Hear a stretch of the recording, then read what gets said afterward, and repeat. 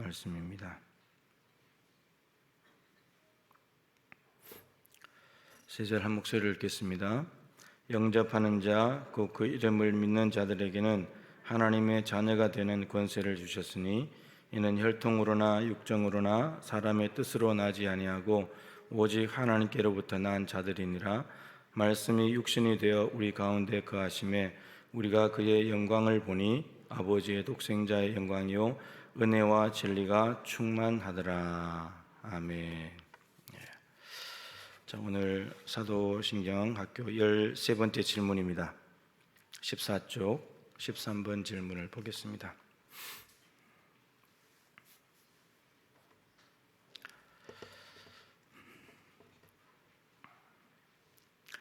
(13번) 질문을 제가 읽으면 여러분들이 답을 한꺼번에 다 읽으시면 되겠습니다.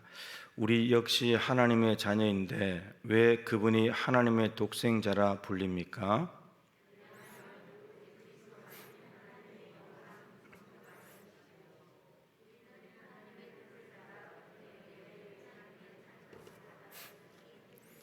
예, 우리도 하나님의 자녀죠.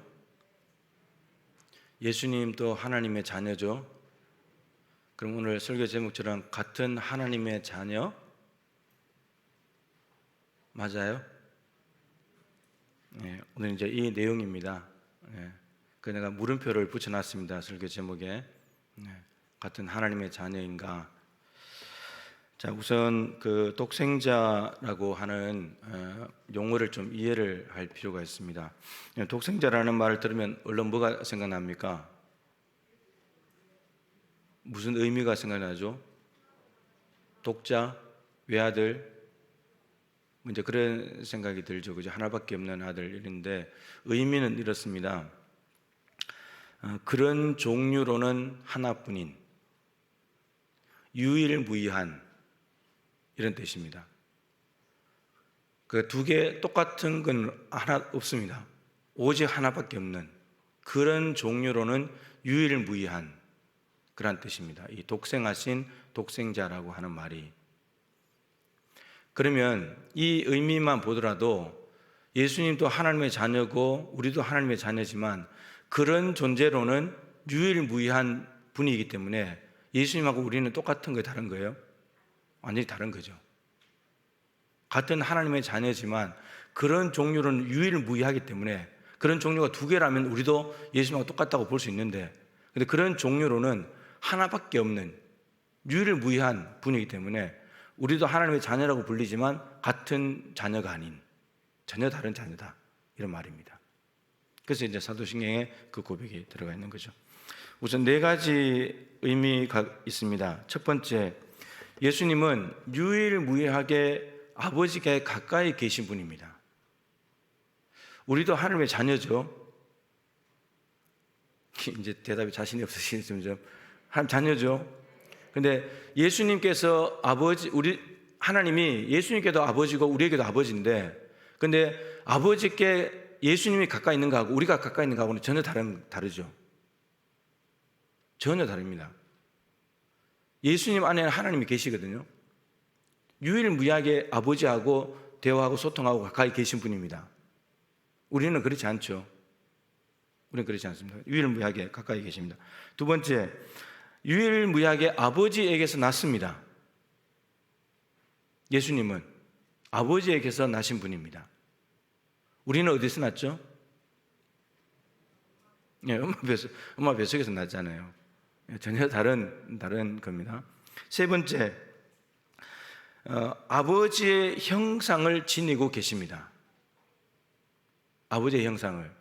이런 구절들을 다 찾아볼 겁니다. 이 내용 책에는 없는데 구절들 제가 다 찾았으니까 찾아볼 거예요. 그다음 마지막으로 유일무이하고도 결정적인 방식으로 아버지를 계시하시는 분입니다. 여러분들 옆에 분 한번 보세요. 옆에 분 누가 보입니까? 왜 마스크를 한 사람이 앉아있죠? 근데 예수님은 나를 본 자는 아버지를 봤다.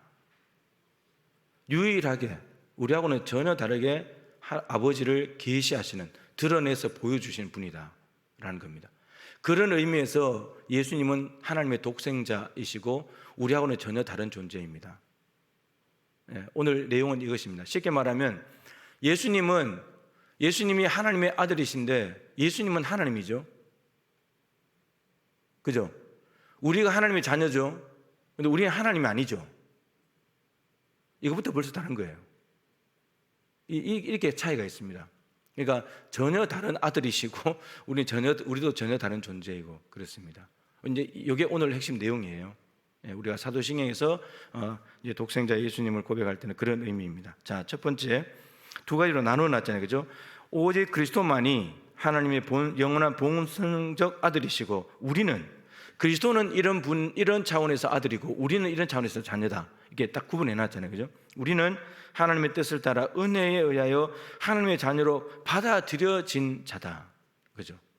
예수님은 원래 하나님의 아들이시고 우리는 아들이 아니었는데 아들로 받아들여지게 된 거죠. 전혀 다른 겁니다, 그죠? 본래 자식하고 서자하고는 완전히 다른 거죠. 그런 겁니다. 그런 차원이죠.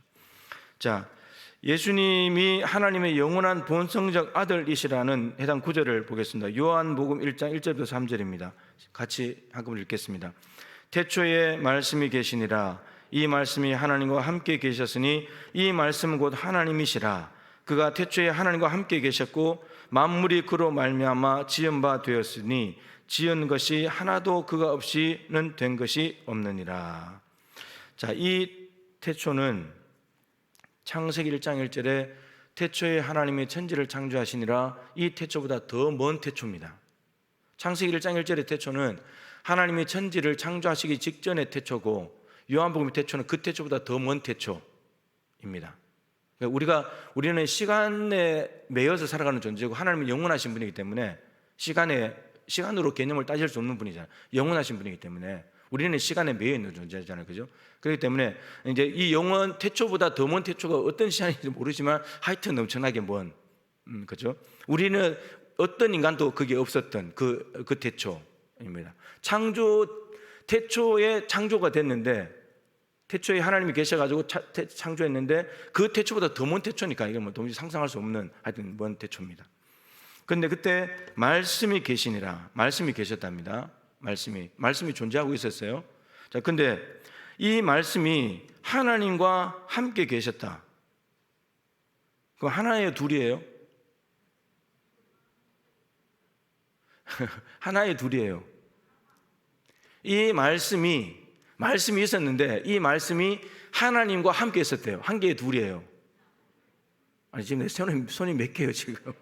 말씀이 계셨는데 이 말씀이 하나님과 함께 있었대요. 하나의 둘이에요. 둘이에요, 둘. 그런데 이 말씀이 뭐라고요? 곧 하나님이시다. 그러면 이 하나님하고 이 말씀 하나님하고 다른 거예요. 이게 이제 로고스, 헬라어로 로고스로 되어 있는데, 그러니까 하나님은 영원하신 분이죠. 그러면 이 말씀도 영원 전에 있었다는 말이죠, 그죠? 존재가 있다는 거죠. 그런데 이 말씀이 곧 하나님이시다.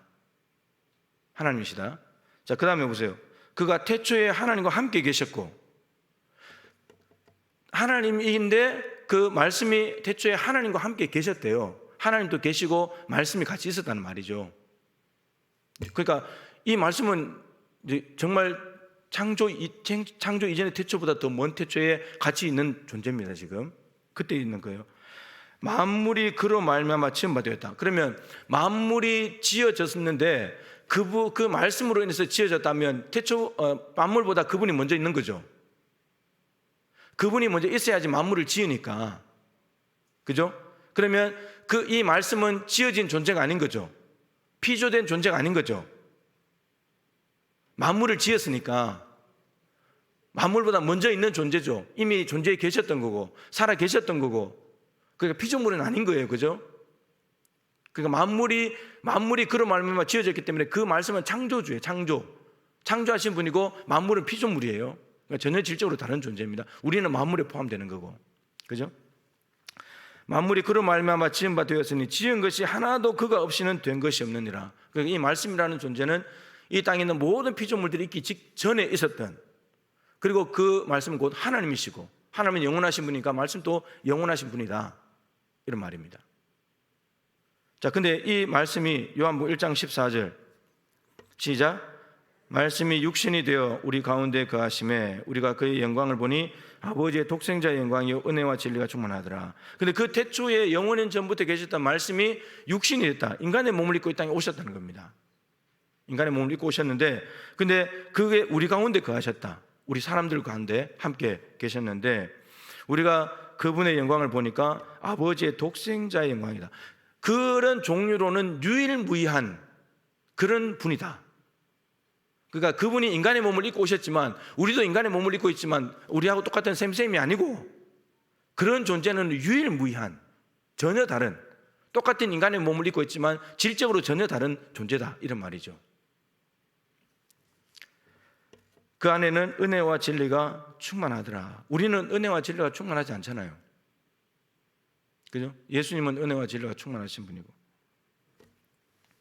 그래서 예수님은 신성, 하나님이시죠. 하나님이기 때문에 신성을 가지고 계신 분이고, 육신이 되셨기 때문에 인간이 되셨으니까 인성을 가지신 분이죠. 그 예수님은 정확히 말하면 완전한 하나님이신 동시에 완전한 인간이시다. 이게 이제 정확한 표현입니다. 그런데 이 말씀이 태초에 말씀이 계셨다는 이것을 이 로고스로 계셨던 이 예수님이 하나님이라는 걸 이해를 못 해버리면, 이걸 인정 안 해버리면 예수님의 신성이 없어지는 겁니다. 그러면 이게 이제 이단이 되는 거거든요. 이단이 되는 겁니다. 신성이 없어져도 이단이 되는 거고, 인성, 성육신 하신 것도 없애버리는 것도 이단이 되는 겁니다. 정확한 고백은 예수님은 완전한 하나님 동시에 완전한 인간이시다. 그러면 이제 예수님께서 이 땅에 계실 때 두 개를 다 가지고 계신 건데, 그럼 이 땅에 계실 때 신적인 모습과 인간적인 모습을 다 가지고 있냐를 보면 알잖아요, 그죠? 그래서 예수님께서 죽은 자도 살리시고 바람을 잠잠케 하시고, 그죠? 그런 모든 것들이 신적인 성품이고, 인간적인 성품은 배가 고프시고 땀이 나고 주무시고, 이런 모든 것들이 눈물을 흘리시고, 이런 모든 것들이 인간적인 성품이죠. 이 두 개의 성품을 완전히 갖고 계신 분이다, 이런 겁니다.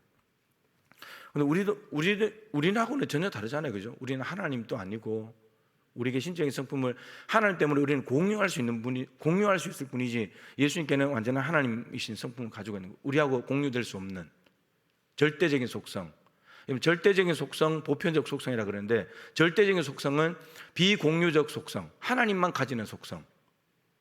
그리고 이 보편적 속성은 공유할 수 있는, 인간도 같이 가질 수 있는 속성인데, 그 속성이 따로 나누어져 있어요. 하나님은 영원하신 분입니다. 우리는 영원하지 않잖아요, 그죠? 이건 절대적인 속성인 거예요. 그런데 거룩하심은 우리 보고 거룩하라 그랬잖아요. 이건 공유적인 속성이에요. 우리도 거룩할 수 있어요. 사랑도 할 수 있고. 하나님은 전지전능하신 분이죠. 우리는 그러지 못하죠. 그러니까 비공유적 속성이에요.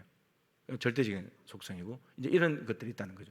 예수님께 이 모든 것들이 있기 때문에, 은혜와 진리가 충만하신 분이기 때문에, 예수님은 육신을 입고 오셨지만 우리가 똑같은 인간이 됐지만 같은 인간이 아닌 것이고, 하나님의 자녀이고 우리도 하나님의 자녀이지만 하나님의 자녀로서 너무나 다른 유일무이한 하나님의 자녀로 계신 분이다, 이런 말입니다. 자, 요한복음 1장 18절 밑에 말씀을 읽겠습니다. 시작. 본래 하나님을 본 사람이 없으되 아버지의 품속에서는 독생하신 하나님이 나타내셨느니라. 하나님을 왜 본 사람이 없어요? 하나님은 영이시니까. 그런데 아버지 품속에서 있는 독생하신 하나님이 나타내셨느니라. 이게 누가 나타냈다는 말이죠? 예수님이 하나님을 나타내. 영으로 계시기 때문에 보이지 않는 하나님을 보이도록 드러내신 분이 예수님이다, 이런 말입니다. 하나님은 영으로 존재하시기 때문에 자신을 우리에게 보여주고 싶은데 사람들이 못 알아차리니까 하나님의 자신을 모습을 우리에게 보여주려고 나타내시는데, 그게 예수님, 인간으로 이 땅에 보내신 것이었다, 이런 말입니다. 자, 골로새서 1장 15절 말씀 화면을 보시면서 같이 읽겠습니다. 그는 보이지 아니하는 하나님의 형상이시요 모든 피조물보다 먼저 나시니시다. 아까 말씀드렸죠. 그 독생하신 의미 속에 있는 세 번째가 아버지의 형상을 지니고 있다. 저기 보십시오. 보이지 아니하는 하나님 보이지 않는데 근데 그 하나님을 눈에 띄게 드러나게 볼 수 있는 하나님의 형상이 뭐냐면 그는 예수님이다, 이런 말입니다. 예수님은 하나님의 형상이죠. 하나님의 형상. 그래서 우리 인간이 창세기 1장에 하나님의 형상대로 지음받았다고 할 때, 형상대로 지음받았다는 말은 닮았다는 거거든요. 누굴 닮았다는 겁니까? 예수님 닮았다는 거예요. 예수님 하나님의 형상이잖아요. 우리도 하나님의 형상이고 닮았다는 거죠. 네.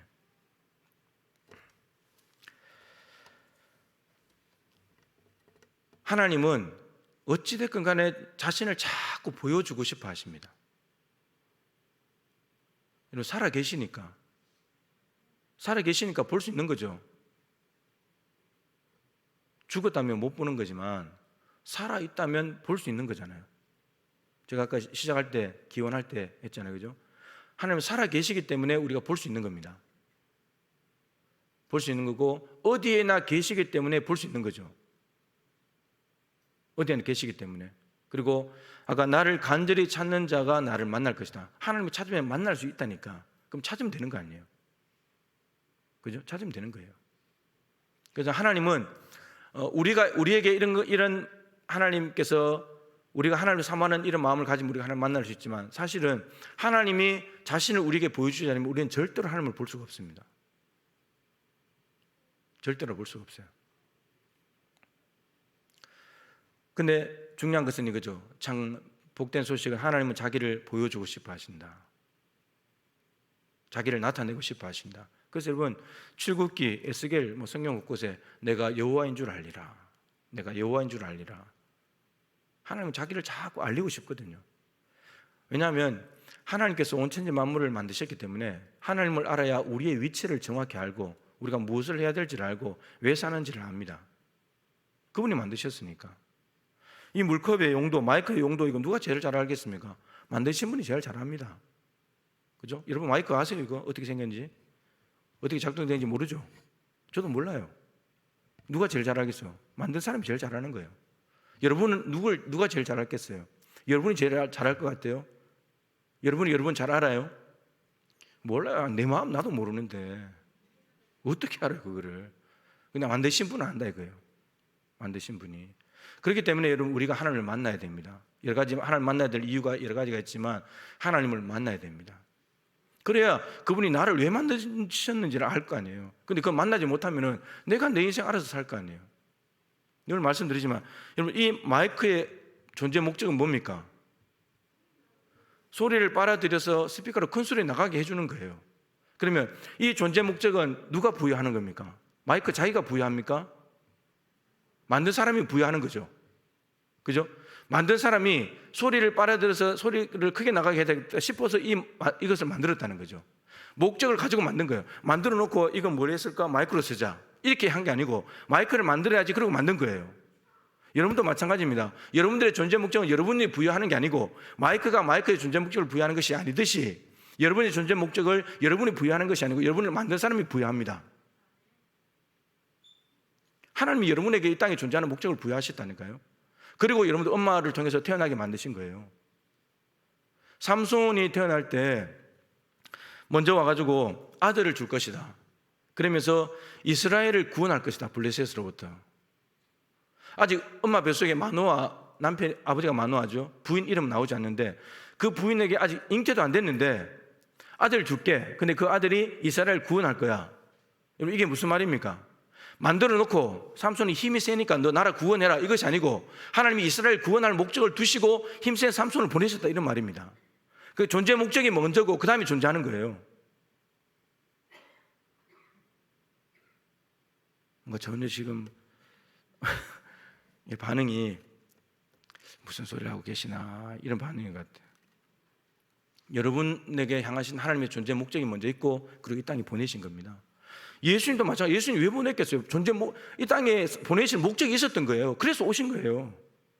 그 목적은 죄에서 우리를 구원하는 것이고, 그러니까 그게 먼저라니까요. 그게 먼저. 그렇기 때문에 하나님을 만나야 돼요. 하나님을 만나지 않으면 내가 왜 사는지를 몰라요. 뭐 때문에 사는지도 모르고. 제가 예수님을 만나지 않았더라면 저는 지금 여기 있지 않고 어디 있겠습니까, 여러분? 어디가 있을까요? 동해 바다에 가 있겠죠. 동해 바다에. 아니면 저 밑에 가서 갯벌에 가서 조개 잡고 있든지 물고기 잡고 있든지 하겠죠. 그러니까 그거는 내가 나에게 부여한 존재 목적이에요. 근데 얼마나 엉뚱한 삶이에요 이게. 심지어 여러분 바울도 하나님을 잘 믿는다고 하는 바울도 엉뚱한 일을 하며 살았잖아요. 하나님을 믿는데도 예수님 잘못 알고 있었으니까, 비늘에 끼어 있었으니까, 죄인으로 알고 있었으니까 예수님을. 그러니까 하나님을 믿는다고 해서 하나님을 안 믿으면 아예 존재 목적을 잘 모르고 자기가 자기 존재 목적 부여하면서 살다가 가는 거고 인생이. 근데 하나님을 믿는다 할지라도 정말 하나님을 만나서 하나님 안에서 거듭나서 내가 왜 사는지를 분명히 알고 하나님이 시키신 일대로 하지 않는 사람은 여전히 자기 목적대로 살다 가는 거예요. 하나님을 만나서 하나님께서 이 땅에 왜 보내는지를 분명히 답을 얻어야 돼요, 하나님께. 그래서 바울도 부활하신 예수님 만나는데 너는 교회를 무너뜨린 사람이 아니라 교회를 세우는 사람이다. 전혀 다른 삶인 거예요. 똑같은 하나님인데 전혀 다른 삶이잖아요.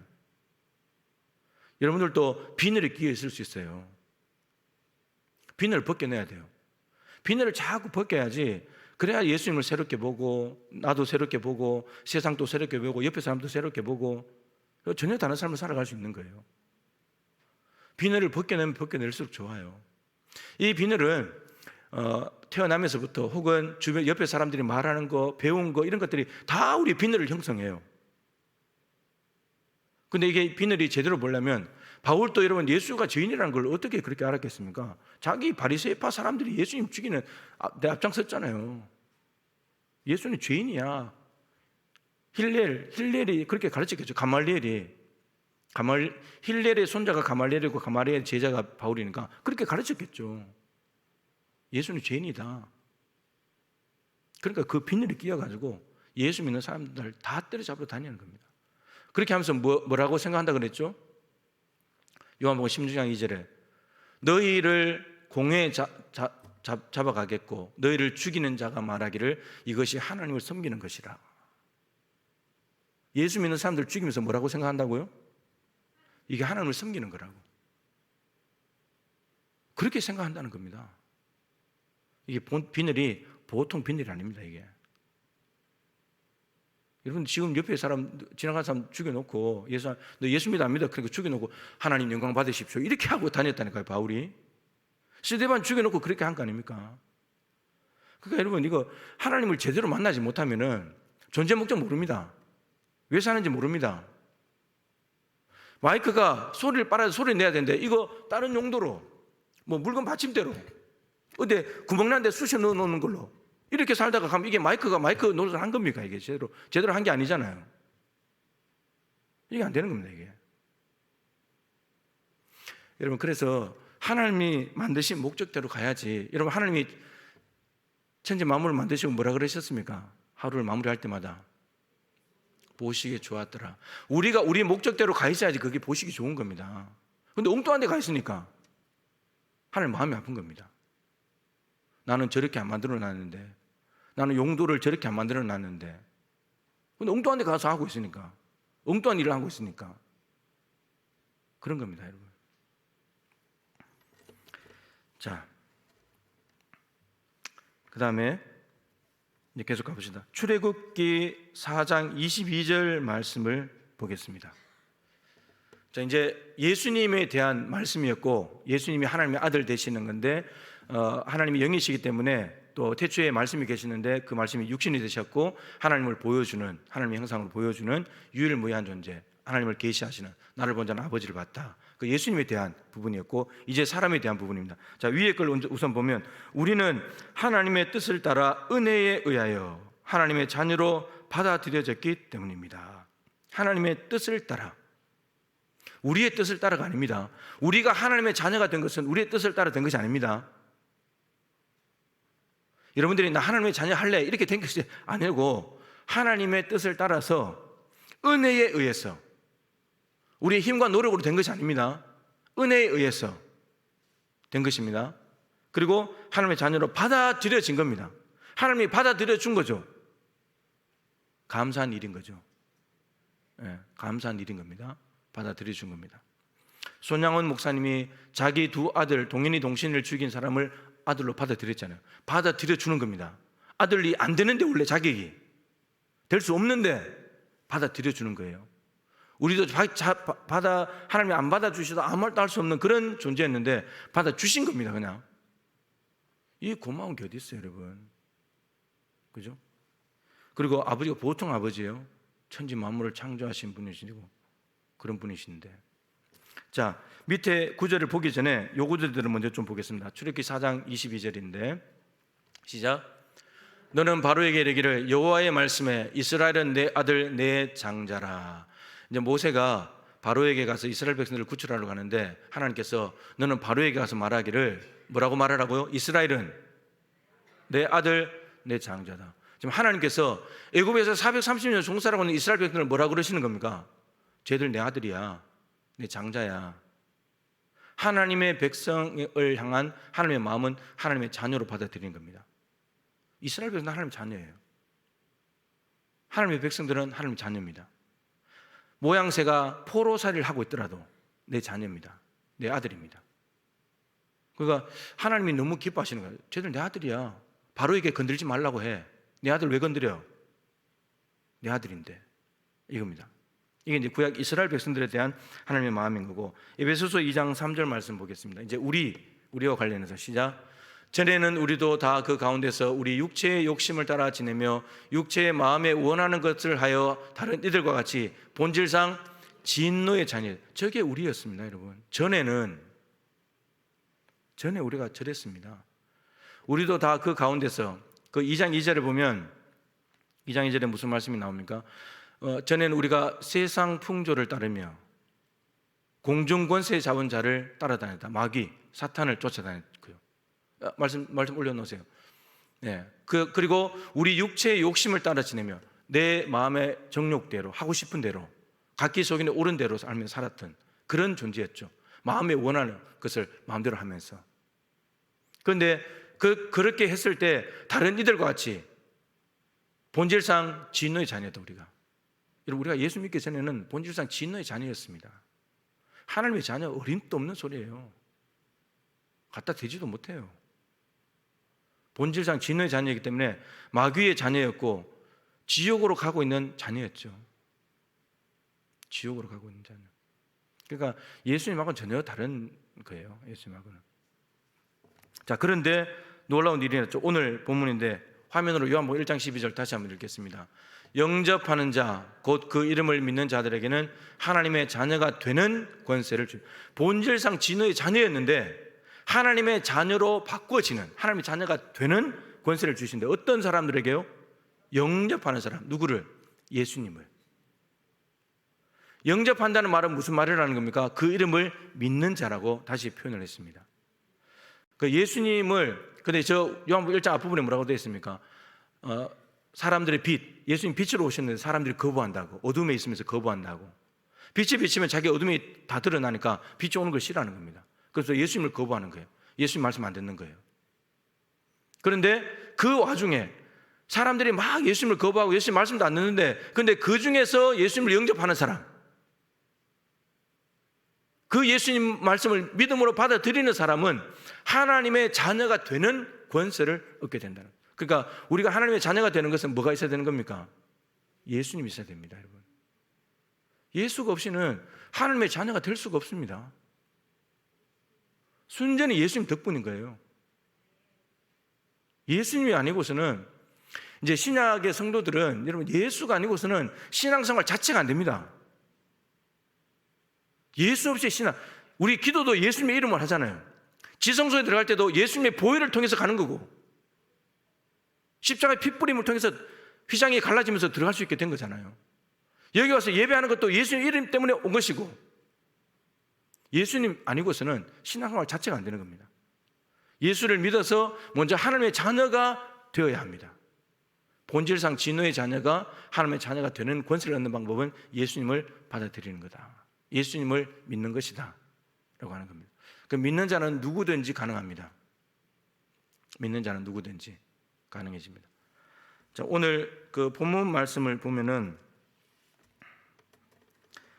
하나님의 자녀가 되는 권세를 주셨는데, 근데 이 권세는 13절, 이는 혈통으로나 혈연 관계에 의해서 얻을 수 있는 게 아니라는 겁니다. 혈연 관계에 의해서 맺을 수가 없습니다. 그러니까 굉장히 집안 좋은 어떤 혈연 관계에 있는 사람들, 피가 이렇게 연결되어 있는 사람들, 그런 사람들끼리 뭐가 되는 그런 게 아니라는 거죠. 하나님 자녀가 되는 것은 육정으로나 인간의 노력으로 되는 것이 아니라는 겁니다. 하나님의 자녀가 되는 것이 본질상 진노의 자녀가 아무리 애쓰고 노력해 본들 될 수가 없습니다. 로마 시민권은 태어나면서부터 출생을 하게 되면 로마 시민권을 얻게 되고요, 돈으로 살 수 있습니다. 그리고 어떤 로마의 국가의 공로를 세우면 로마 시민권을 획득할 수 있습니다. 그거는 인간의 노력으로 될 수 있는 거죠. 돈만 많으면 되고 열심히 공로를 세우면 되는 거죠. 근데 하나님 나라의 시민권은 안 된다는 겁니다. 인간의 노력으로 절대 안 된다는 겁니다. 그 다음에 사람의 뜻으로 나지 않고, 이건 누가 시켜주는 거죠. 너 하나님 자녀해 이런다고 될 문제가 아닙니다. 제가 여러분들에게 당신 하나님 자녀 하십시오 이런다고 되지 않는다는 겁니다. 교황이 뭐라고 한다고 해도 되는 문제가 아니에요. 이거는 오직 하나님이 보내신 예수 그리스도, 그분의 존재 방식으로 유일무이한 그분을 받아들이느냐 마느냐, 믿냐 안 믿냐, 그게 달려있는 거지. 어떤 사람이라 할지라도, 아무리 죄가 많다 할지라도 예수님을 받아들이기만 한다면 하나님의 자녀가 되는 권세를 얻게 됩니다. 사실 사회적인 신분이나 이런 것들은 뭔가 좀 돼야지 또 얻잖아요. 그죠? 뭐가 돼야 얻습니다. 근데 하나님의 자녀가 되는 것은 사회적 신분이든지 뭐든지 아무 상관, 남자나 여자나 아무 상관이 없습니다. 어디에서나 아무 상관이 없습니다. 예수를 믿음으로 받아들이기만 하면 된다, 이런 말인 거죠. 자, 그 다음에 위에 구절에 나왔던 로마서 8장 15절부터 17절 말씀을 책을 보시면서 읽겠습니다. 지난 시간에 본 건데, 너희는 다시는 무서워하는 종의 영을 받지 아니하고 양자의 영을 받았으므로 우리가 아빠 아버지라고 부르짖느니라.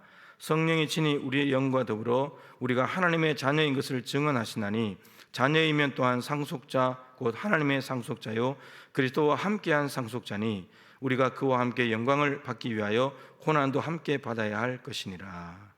양자의 영을 받았으므로 우리가 아빠 아버지라고 부르짖게 되었다. 받아들여진 거죠.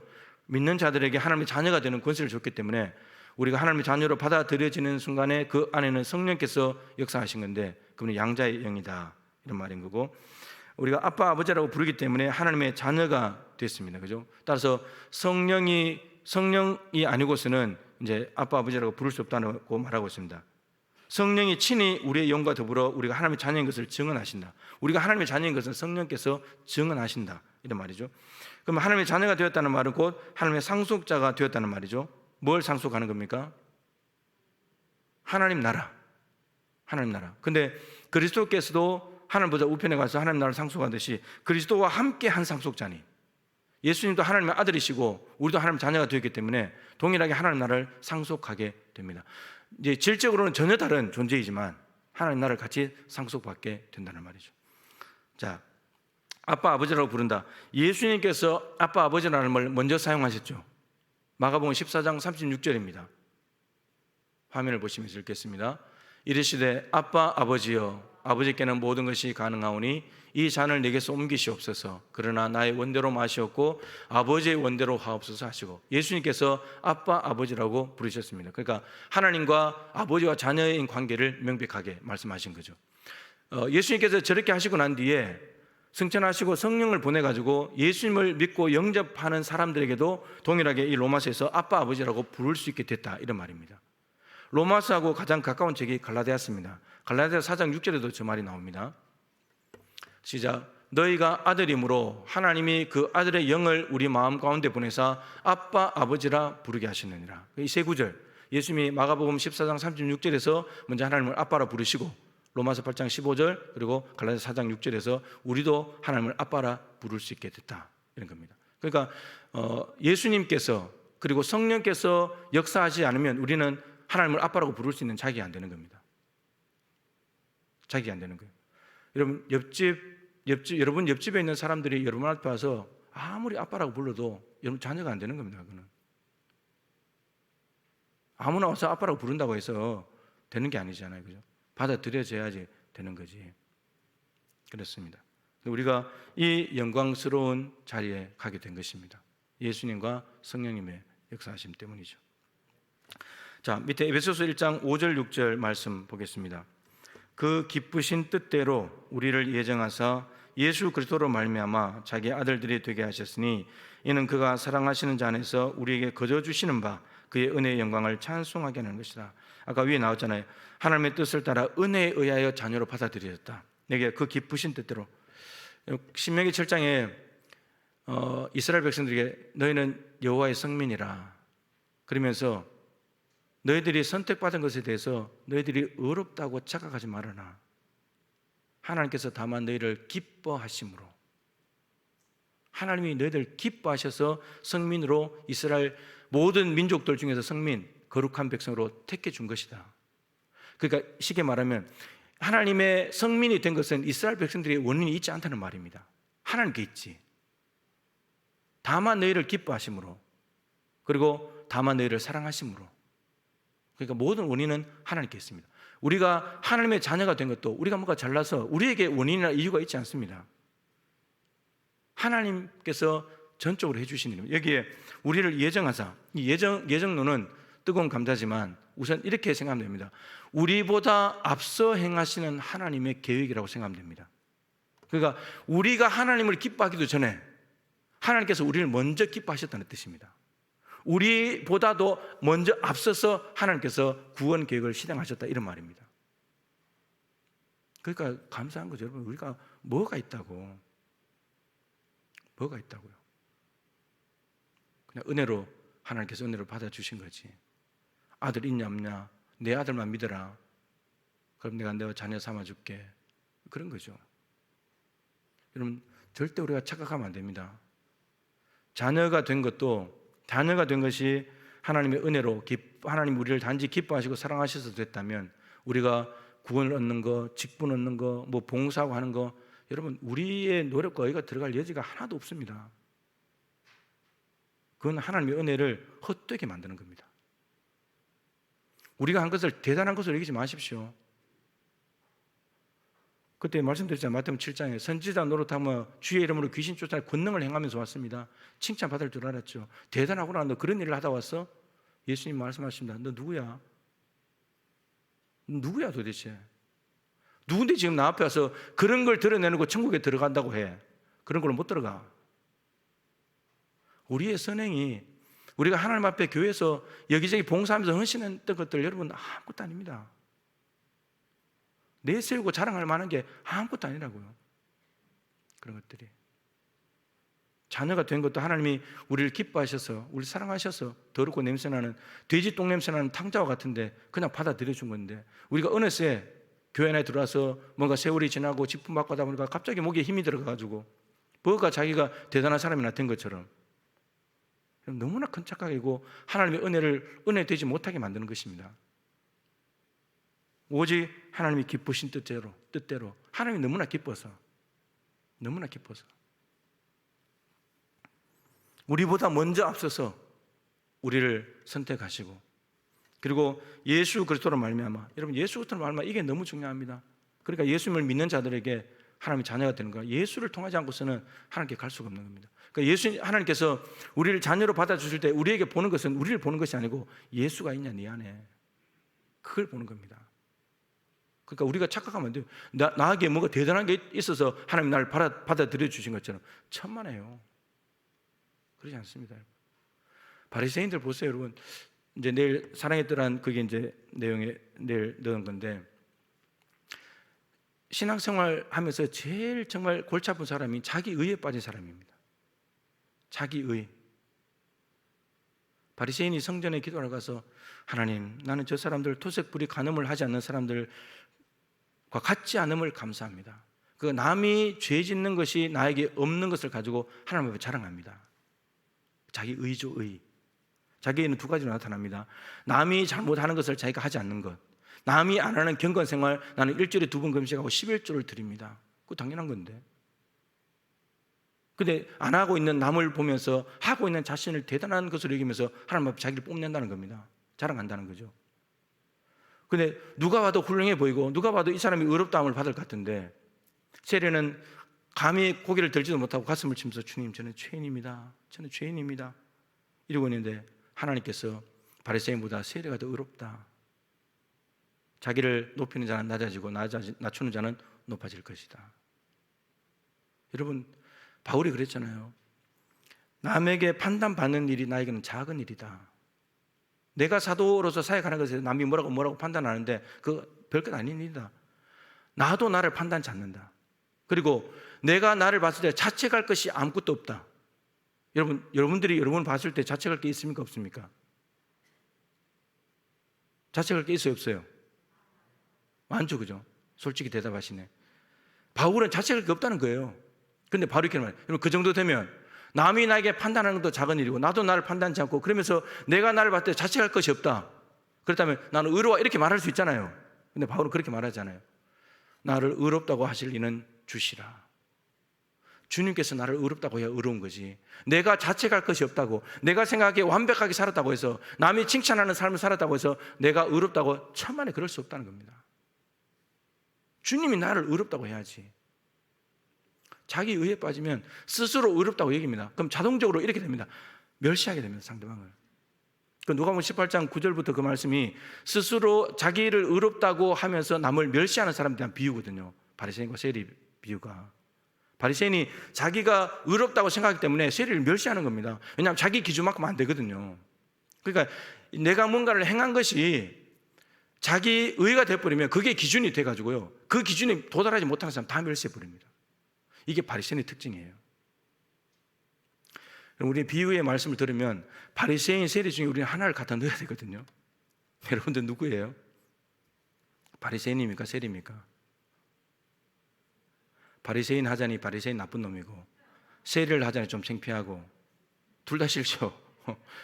근데 우리는 실제는 세리인데 사는 건 바리새인처럼 살아요. 대부분이 그래요. 실제는 세리잖아요. 죄인 아닙니까? 안 들켜서 그런 거지. 우리가 죄인이라고 말 안 해서 그래, 꽁꽁 숨기고 합리화시켜서 그렇지. 근데 진짜 세리 죄인인데 근데 사는 건 바리새인처럼 살아요. 의롭다고. 그 와중에 뭐 이렇게 몇 가지 한 걸 가지고 대단한 것으로 드러내면서. 내일 사랑의 뜰 안에 내용입니다. 이제 그 설교하듯이 하는 건데, 근데 우리가 그런 게 너무 많은 것 같아요. 우리가. 네. 자, 그래서 하나님께서 기쁘신 뜻대로, 하나님의 뜻입니다. 우리가 하나님의 자녀된 것은 하나님의 뜻이에요. 우리의 뜻이 아닙니다. 우리 하나님 싫어합니다. 지금 자녀가 되었는데도 하나님 싫어하잖아요. 하나님 잘 안 믿잖아요. 죄 짓고 살잖아요. 그냥 하나님이 보든지 말든지. 우리는 절대 하나님 기뻐 안 합니다. 여러분, 사람은 죄를 좋아하지. 돈이라면 하나님 금방 버립니다. 그냥 눈앞에서 버려버려요. 돈 쫓아가지. 예. 내 주머니에 돈이 생길 수 있다, 내 통장에 돈이 막 엄청나게 들어온다, 하나님 버려버립니다. 직분은 아무것도 필요 없어요. 다 팔아버립니다. 이름 다 팔아버려요. 그리고 되게 좋아합니다. 돈 많다고 당당하게 살고. 우리가 그렇습니다. 근데 우리가 뭐 잘나서 우리가 하나님 앞에 어림도 없습니다. 여러분, 하나님이 우리를 기뻐하시니까 우리가 또 넘어질 거, 우리가 또 돌아설 거, 우리가 또 실패할 거, 우리가 배반할 거 빤히 아시면서도 그 자녀 삼아주시는 겁니다. 그래서 우리는 은혜로 하나님의 자녀가 되었다는 걸 절대 잊어버리면 안 됩니다. 자녀가 된 것이 은혜라면, 아까 말씀드렸는데 구원받은 게 하나님의 은혜라면 그 이후에 모든 것들은 다 하나님의 은혜입니다. 우리의 노력으로, 우리의 헌신으로, 우리의 봉사로 뭐가 된 게 아닙니다. 절대 아닙니다. 수고는 해야 되지만, 가만히 있는다고 될 것이 아니라 수고는 해야 되지만 그게 우리 힘으로 되는 게 아닙니다. 여러분, 우리 힘으로 되는 게 아니에요. 자, 히브리서 2장 11절 말씀 읽어보시오. 거룩하게 하시는 이와 거룩하게 함을 입은 자들이 다 한 근원에서 난지라. 그러므로 형제라 부르시기를 부끄러워하지 아니하시고. 자, 거룩하게 하시는 이는 누굴까요? 예수님입니다. 여기서는 거룩하게 함을 입은 자들은요, 우리입니다. 우리 한 근원, 그 근원은 뭐죠? 하나님입니다. 자, 그러므로 뭐가 된다고요? 하나님에게서 예수님, 하나님에게서 우리가 거룩하게 입은 자가 되었으니까 예수님하고 우리는 뭐가 되는 거예요? 형제예요, 형제. 예수님이 큰 형님이에요. 여자분들에게는 큰 오빠가 되는 거고, 그런데 여러분 그 다음 말이 중요하죠. 형제라 부르시기를 부끄러워하지 않으신다. 여러분 이삭 아브라함 집안에 이스마엘 낳았잖아요. 하가를 통해서. 여러분 이삭과 이스마엘이 잘 지냈죠? 잘 지냈죠? 같은 형제 아들이니까 잘 지냈죠? 그거 안 되는 겁니다, 여러분. 이삭은 창피한 거예요. 이스마엘 같이 아들 못 하는 거예요. 우리나라 그 조선시대 뭐 역사를 봐도, 그죠? 역사를 봐도 뭐 그 중전을 통해서 낳은 적통과 그렇지 않는 그 아들, 그 됩니까 그게? 똑같은 왕의 아들이라고 받아들이지만 안 되는 거예요. 그러니까 자꾸 이제 정권을 잡으려고 이게 전쟁을 하는 거거든요. 그런데 예수님은 우리를 부끄러워하지 않으시고 정말 날마다 죄만 짓고 사는 인생인데 하나님께서 자녀로 받아주신 것에 대해서 너는 내 형제다. 이런 은혜가 어디 있습니까? 감당할 수 없는 거죠, 이거는. 그래서 예수님이 가버나움 자기 집에서 사람들에게 가르치고 있을 때 예수님의 어머니 마리아와 형제들이 왔죠. 야고보, 요셉, 유다, 시몬, 예수님의 남동생들입니다. 그 여동생들도 있었습니다. 이름이 나오지 않지만.